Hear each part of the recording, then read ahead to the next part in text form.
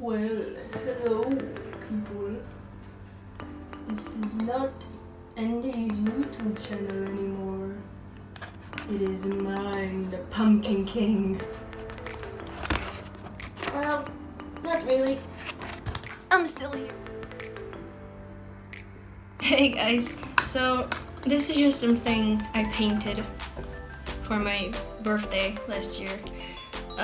Because my birthday is in October, if you don't know. And the theme that I chose was Halloween, because I'm a sucker for everything that involves Halloween. It's pretty hot in here, hence the ponytail, and the black t-shirt is not helping. So, anyway, I am reading the second chapter of my Zodiac fic, because why not? I don't have any other ideas, and this is just something fun. My voice cracked a little bit there. This is just something fun, and the last video I posted, my friend wrote, like, I swear to God, all the comments on that video were theirs, and there are 31 comments on that video. So that's just something. I love them very fucking much.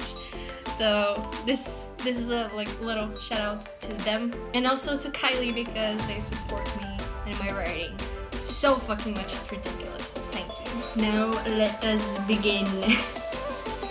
Roman had lied about the bus missing his stop. The truth actually was that he overslept. You know when you're having a really bad nightmare, and no matter how much you want to sleep, you just don't. Roman didn't get free until 8:09 in the morning, and he was already supposed to be at school. His parents worked early, so he always woke up with an alarm, but not even that had managed to end his nightmare. I had a thing for nightmares, so just... He had opened his eyes, breaking into a sweat, already out of breath and terrified of something he couldn't name. All he could remember was a line of floating balls of light in the dark, and they all called out his name at once. A million voice echoing. Sorry that a notification popped up on my phone. I'm recording this on my phone. It's not such a good idea, but I don't have a camera, so it's the phone for now.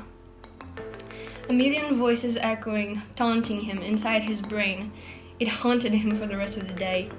He did run the 2 miles he had said he did, and that certainly added to his level of tiredness. And how wonderful was it that he had to focus on a history exam, sarcasm at its maximum. Though it wasn't one of his worst subjects, so he figured he'd be fine. After the exam was over, he walked with Logan, Virgil and Patton for a block until they had to separate into different directions. Virgil and Patton had gone to the right, while he had continued forward with Logan. How did you do with the exam? No, wait, I need to make a voice, but I don't know how to make a Logan voice, so let's... How did you do with the exam? Logan started the conversation when the silence filled an empty space. It made Roman slightly jump and surprised.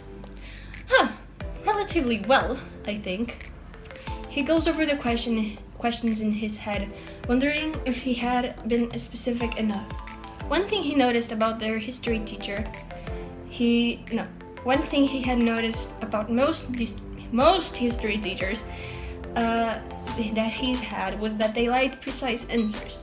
That didn't mean knowing the exact year something happened, though, and for that he was grateful. His memory was not that powerful. And you? He went on to look ahead and avoid eye contact. Logan pushed his glasses up his nose and smirked. Very well, I must say. I forgot that I was... Sorry, I can't speak, and I'm nervous for some reason. Sorry. I forgot that I was talking to Ultra Nerd. Roman rolled his eyes but smiled back. Roman, you seem rather disturbed today. His friend stated stared at him with mild concern. Is everything, Gucci with you? I remember when I wrote this. Oh, just like, is everything Gucci? Like, I'm writing them as if, I wrote them as if he was like the Logan logic part of Thomas and not just like a human being in life who doesn't know Gucci. What? I'm just kidding, carry on. It's all spectacular, my friend. He forced himself to put on his best facade with his usually heroic posture and a bright smile on his face. Why would it not be? Your strange behavior today is all that I have to go on. Logan twisted his lip into a half frown and his eyebrows to the center of his face. I have what one would call presentiment about this. Well, that sure is news coming from you, Roman teased as they got to his house. But I am, in fact, just Gucci with a capital G. I will see you later, my friend. Logan hummed, the suspicion he held confirmed by the insistent half-round and furrowed eyebrows from before. I cannot fucking talk. Roman prayed that he wouldn't push the matter, and he did not. The boy instead nodded, and crossed the street with a "see you tomorrow." They lived across the street from each other, and when Logan closed his door, Roman let out a breath. Lying to his friend to this extent was excruciating, but he didn't want to seem like he was weak. It had been a simple nightmare. Such a small thing should not be able to stifle him like that. He refused to fall victim to it, to acknowledge it anymore. Oh, I don't know why I'm laughing. It's just cringy, I guess. I don't read my own stuff after I put it out. I don't. And this is just weird. Like, I'm trying to read it as if I haven't read it before, as if I didn't write it before. But I can't. I mean, I know that I wrote this. I know every little thing that's about to happen. And it's cringy. Not because it's bad. I don't know, it's just cringy. Oh, sorry. His parents would take a while to get home, so he had the house to himself. It was honestly a relief coming to an empty house every day, and especially that day. What he needed in that moment was to get some chocolate, throw himself onto the couch, and put on Cinderella, a beautiful tale, a princess that believes in her dreams so much that they come true. Virgil likes to be a killjoy and say that she never did anything to get her dreams come true and simply waited for the prince. Roman always pretended not to listen. Subtle nod, I mean not so subtle, to one of the actual Cindersides videos. And it's one of my favorites as well because it's like a debate between Roman and Virgil, and it's like, I love those type of videos where it's like a debate between two sides. Even more with like Roman and Logan in Why Do We Get Out of Bed in the Morning, because Joan was already part of the series, and they brought in so much cool stuff to the series, and it's just amazing. Like, it just keeps getting better, that series. It really does. Let's continue. So he did that and managed to forget about the terrifying experience from earlier. That was until he got a call on his cell phone. The ID showed Virgil's name. "Hello, Emo King," he greeted. "Could you..." Roman, the boy groaned. Roman imagined him breathing in and huffing it out. "Could you drop the teasing nicknames for a second? What I need to talk to you about is kind of important." If it hadn't been for the tone of urgency in Virgil's voice, Roman wouldn't have taken it seriously. But he sounded stressed, desperate. How Roman had felt just a few hours before. Sure, Virgil," Roman sat straight on the couch. "What is it?" Tell me the truth, alright? Man, I am freaking out on my own, and if you lied to me, I don't think I'd be able to process that." Virgil's voice broke at the end, which I failed to do. almost as if he was starting to cry. Roman was more than just surprised by that. It was a surge of emotions, and the prominent one wanted to protect Virgil. So, you need to promise me. Virg, Roman said. Whatever it is, I promise I won't lie. He heard Virgil's sigh before the actual reply came. First, what actually happened to you this morning? Was it really just the run to school? Out of all the questions Roman had imagined Virgil would make, that one hadn't even been on the top 5, but he had promised he wouldn't lie. No, that wasn't all of it, Roman answered. I had a nasty bitty gardening nightmare. That thing that Roman does with like rhyming adjectives in the middle of a sentence. It's just it's just something. And I can't do it right. Like when I try things like nasty beady gardenly nightmare come out, and I just keep it because seems cheesy enough to be Roman. What about? Virgil questioned. I don't remember. Roman was the one to groan this time. I have one specific image in my head from it, but no context whatsoever. What image? It's this line of floaty neon things in the absolute dark, Roman explained as best he could. They were absurdly white and called out to me my name 100 voices at the same time. The other end of the line went silent for several seconds. Roman called Virgil over 3 times until he got a reply. Sorry, he stopped again. Just give me some time, I'll call you back. Then there was the beep beep sound. Virgil had hung up. Roman stared at his phone for a long time after that. What the freezing hell just happened? He said to no one in particular. He dialed Virgil's number again, but reached a voicemail. Now that just seemed unfair. He called Roman and had him spill out his guts, and now made him wait like that? Oh no, he would not.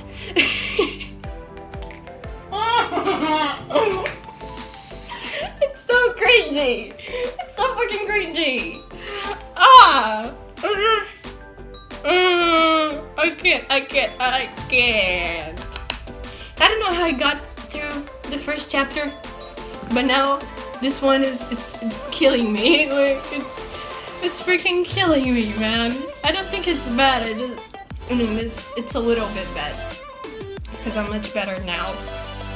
Because this was like the beginning of last year, so it's been a year. I improved a lot, but oh man, I'm having flashbacks. Jumping on the couch, Roman ran out the door. Virgil's house wasn't too far, maybe a 40-minute walk if he bordered on running. But he wouldn't... wasn't too far, but it's 40-minute walk, what the fuck? I take 15 minutes to walk to my house, the apartment, which won't be mine anymore next week, but I take 50 minutes to go from here to my school. Like 50 minutes, and that's already too much for me. And now I'm saying that the house wasn't too far if it was a 40-minute walk. What the hell, Andy? You're messing up. You messed up. You fucking messed up. But he would have gone even if his house was on the other side of town. He would have just gotten a cab there. Something had been really wrong with his friend on the phone. Friend, because I am actually pre-anxiety trash, and this is just like my bias showing at the earliest stage of my fandom experience. He tried calling a second time on his way there, but again, with the voicemail. This time he actually left a message. Virgil, what the hell is even happening? Can you tell me anything? Please call me back, I'm worried. Arriving at the house, Roman walked under the porch and knocked on the wooden door. The person behind it was Virgil's father. He offered Roman a genuine smile and slid to the side to let him through. Thanking him, he announced that he'd be going up to Virgil's room. Knocking on the bedroom door, Roman pushed it over Oh my god, I wrote it wrong. Pushed it open, and as he called for the owner. Virgil, he tried before noticing that the boy curled up in a corner. Okay, so fun fact about this scene, because I wrote Virgil with an anxiety attack. And I wrote it very badly at first because I didn't know much about anxiety attacks, and I had a beta reader. Like I didn't want to publish it because I knew that anxiety issues and anxiety attacks were a sensitive thing to touch on, and I didn't want to make a bad representation of it. So I had a beta reader, and they were like, okay, no, Roman can't touch Virgil just like that, as if he wasn't having an anxiety attack, and I made it so they didn't touch like that, and it's much better now. So I'm glad that I had the beta reader because I really didn't want to write something that was bad for like representing anxiety. I have anxiety, not that I haven't been diagnosed with anxiety, and I don't think that, I mean, I'm not sure if I will be because I'm seeing a therapist, but I know that it's just not something. It's complicated. That's the thing, and I didn't want to make it look bad. So yeah, I had a beta reader for this part, and I'm actually grateful. I don't talk to them anymore, I think, but they helped me a lot with this part. So Virgil didn't take notice of Roman barging in. He was trembling, sweating. Roman motioned to touch him, but backed away, remembering that it might not be a good idea. Anyway, he didn't need to touch Virgil to see that the boy was shaking. He was having an anxiety attack. Roman had seen quite a lot of those from Virgil. I stopped the recording just because I felt like something coming up my throat, and it was a burp. I'm glad I turned off the camera for that. Roman ran down the stairs to the kitchen. Virgil's dad had been watching TV but didn't see Roman at all. He instead heard the sound of water running and ice clicking on the glass but didn't turn back. Trying to avoid getting water all over the stairs, Roman went up and tapped it as fast as he could. Virgil was still sitting on the corner, but opening and closing his legs back and forth, paying extreme attention to the movement. Roman poked him to give him the water. Okay, that's something he shouldn't have done. I forgot to take that out. Virgil never took his eyes off his legs while he drank the whole cup. That on itself helped, but taking Virgil's heart rate from his pulse, Roman knew the attack was far from over, and again he shouldn't have done that. I forgot to take that part out. Oh boy. He sat down next to Virgil and stayed silent for a while. Can I hug you? Roman said, tentatively opening his arms. His friend hesitated for a moment before nodding quietly. Roman had embraced him from the side, being careful not to make any sudden movements. It's going to be okay, big old friend, Roman whispered, running his hands on Virgil's arm. You're going to be good. All Virgil could do at the statement was nod. Not particularly in agreement, Roman knew, but just to indicate that he could still listen. Roman had to send a message to his parents that he'd sleep over at Virgil's. They didn't mind him doing that sort of thing as long as he warned them where he was. At some point during the dark night sky, Virgil seemed to have calmed down. At some point during the dark night sky, what? Why did I have a beta reader if I didn't correct any of the shit that I was supposed to? It's just... Virgil seemed to have calmed down. And now Roman didn't want to bring up the subject of the nightmares again because he was 89% sure that that's what triggered his attack in the first place. But Virgil brought it up for him. I freaked out. He spoke after the long silence and buried his hands on his head on his hands for the next part. I had a nightmare too, though it had nothing to do with yours as far as I remember. But that's That's not the issue. It's you said you heard voices calling for you, your name. Roman nodded, curious as to where that was going. I haven't heard the same, but not in a nightmare.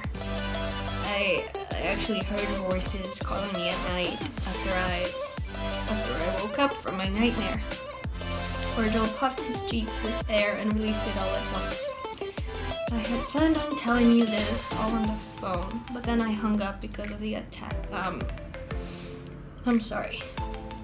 You heard voices. Roman wanted to make sure he heard it right.